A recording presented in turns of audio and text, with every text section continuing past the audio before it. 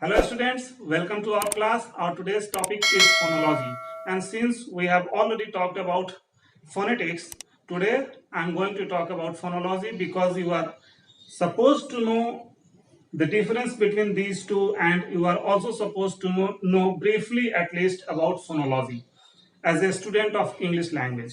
So I'm giving you a brief recap to understand the difference between phonetics and phonology. Phonetics is primarily concerned with the study of sound, everyone knows. While phonology is concerned with the selection and organization of those sounds in a particular language. So, by implication, we can say in phonology, we study how every language select the sound out of total inventory of sounds in a different way, and how a language arranges those sounds in its own unique way. We can understand the entire topic in a very simple way by taking some examples. The first example will be school.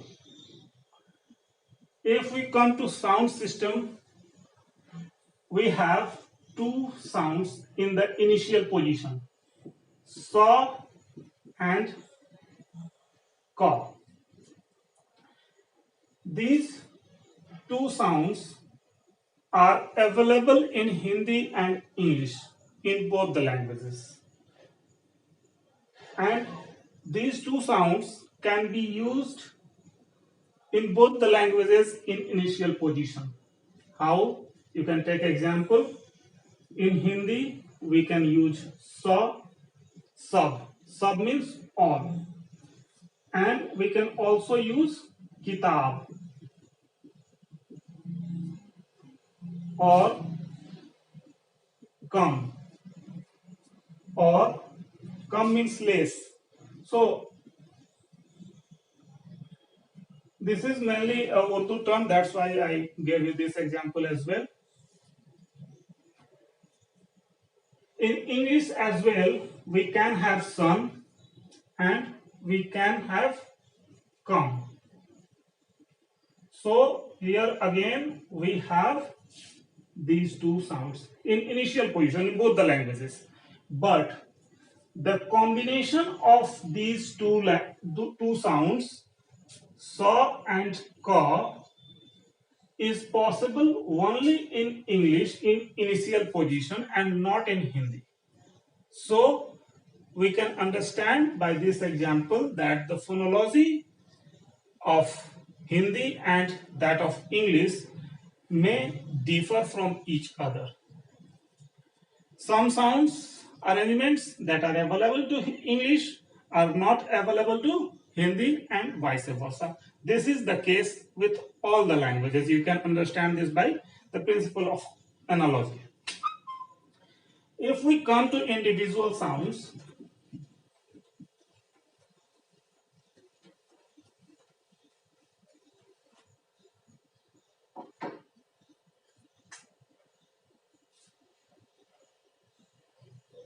you can just take, for example, this sound. This is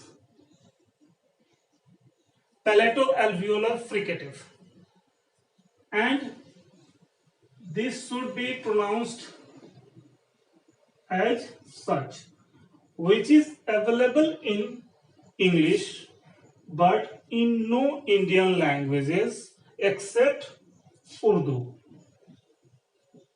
So here we can understand very easily that certain sounds that are available to one language may not be available to another language. So ja in English, this ja is pronounced in pleasure. But in Hindi, we don't have this sound. We have a different equivalent, ja sound. This is alveolar.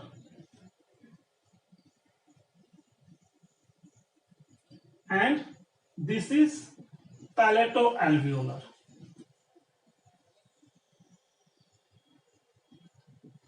Alveolar means you just place your, just try to get your tongue, tip of the tongue towards teeth ridge, jaw. Just try to pronounce for yourself and you will understand. And this is slightly retroflex kind of sound, where your tongue is slightly bent backwards and it touches the place between your teeth ridge and hard palate. So this is palato-alveolar. Here the hard palate is used. Means your tongue takes slightly upward or bent backward position to pronounce this sound. So this is the difference, and this sound is available to English but to no other Indian languages except for Urdu, and this is available to English and Hindi in the both languages. Available to both the languages. So this is another example to understand how the phonology of two different languages may vary.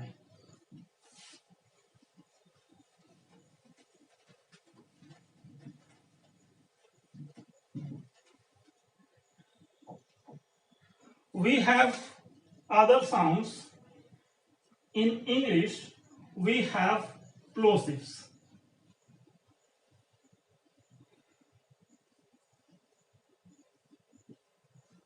And in Hindi, we also have similar sounds, but in Hindi, we pronounce these sounds in the similar way as well as in a slightly different way. In Hindi, we have two different kinds of such sounds. So they are slightly more retroflex kind of consonants than they are used in English. In English, we have these plosives, but we pronounce these plosives. We have the scope to pronounce these plosives in a different way.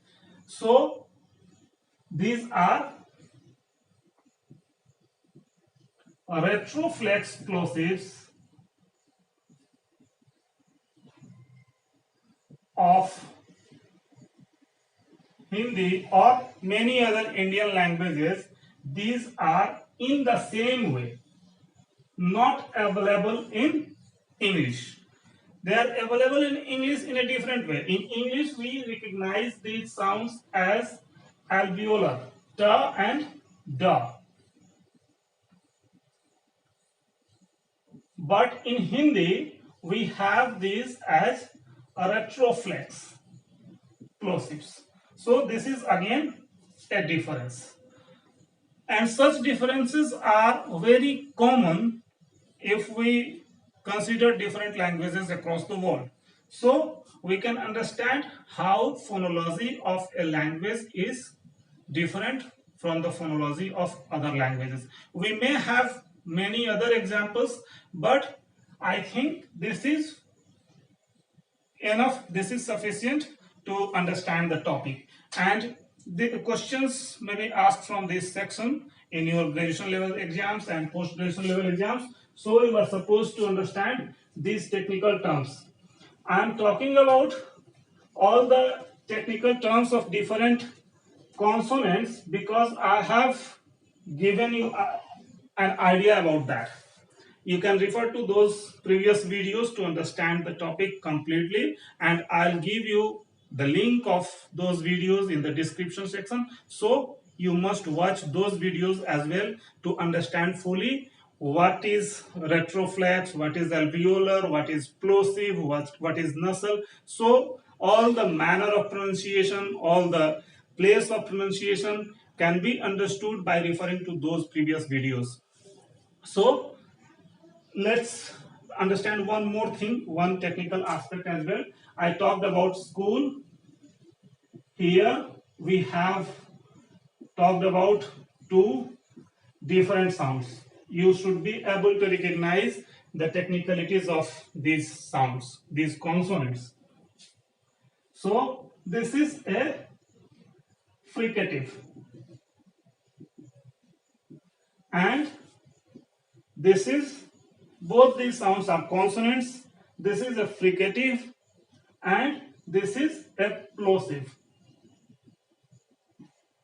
So fricative means there is not a complete structure. In plosives, we have complete structures in the passage of air. So these are the difference. Then, according to the place of position, place of articulation, we can say that this sound is alveolar plosive, because if you try to pronounce this sound, articulate this sound, your tongue will move towards your teeth. Sa. In Hindi, you pronounce danti sa. So in English, the tongue is towards the place is called teeth. So this is also called alveolar. So this is alveolar fricative. And in ka, your tongue is bent backward, and this is called velar plosive. There is a complete structure. Ka, ka. You have to stop the air passes, and then you have to release it at once. So plosive also means stop. So ka is a stop sound, plosive sound, and the place of articulation is velum. So this is velar plosive and this is alveolar plosive. So technically you can say the combination of alveolar fricative and velar plosive cannot occur in initial position in Hindi language, while it is possible in such a combination in initial position in English language. So this is the phonological difference between Hindi and English. This is the best way to understand and to analyze what phonology is. So I hope this video will be very useful for you. Enjoy watching. We'll be here again with lots of topics, and I will try my best to complete your syllabus of English language at graduation level at least. Thank you. Our next topic will probably be Werner's law, and then we will come to assimilation and dissimilation and segment insertions. All these technical aspects of language I'll talk to you about. And so stay tuned. Thank you.